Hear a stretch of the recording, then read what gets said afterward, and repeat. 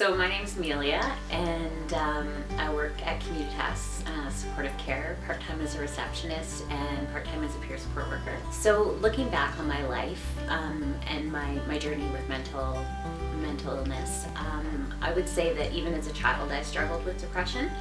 Definitely in my teenage years struggled with depression as well. In my early 20s, it was quite bad, but I really pushed myself. I kept extremely busy. I was really involved in my church. I was directing summer camps for kids, and what's just always put on a front that everything was okay, even though on the inside I was just flat and crumbling pretty much. But I just pushed and pushed and pushed myself.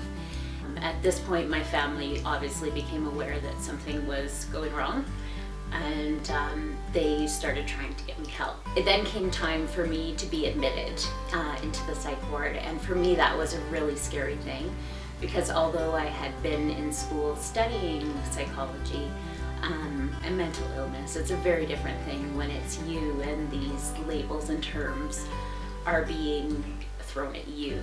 So while in the hospital, obviously I received a diagnosis, and for me, I was told that I had had a psychotic break. And for me, when I heard psychotic, my first reaction, what I said to my mom was, okay, does that mean I'm like the people in the newspapers who kill people? Because that was my understanding. I mean, you watch Criminal Minds, any show like that, you hear the word psychotic all the time. So that was, in that state that I was in, that was the only understanding I had for that.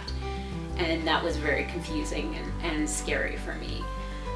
So one thing that was really important for me to come to terms with is the fact that I'm not my mental illness, and that mental illness is just like any other illness.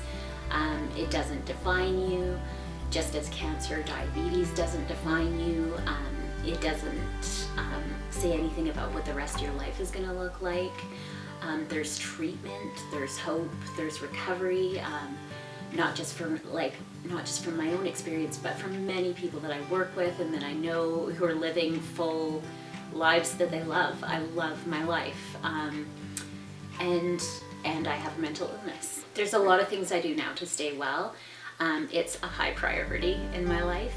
And it's simple things, really. Of course, medication is part of my life, and I'm really thankful for medication. People kind of can talk about medication in a negative way, but for me it allows me to live my life and enjoy my life, and so I'm thankful for that. I don't live how I used to live. I make sure I have alone time when I need it. I make sure I have a lot of fun, that I make time for fun. Things like spending time with my dog, spending time outdoors is very therapeutic for me. And then things too like getting exercise, nutrition, things like that really make a difference to how I feel mentally. And also just social support, having people in my life that are positive, that have a positive outlook on life, people that I can be honest with about what's going on for me, and that's an important part as well.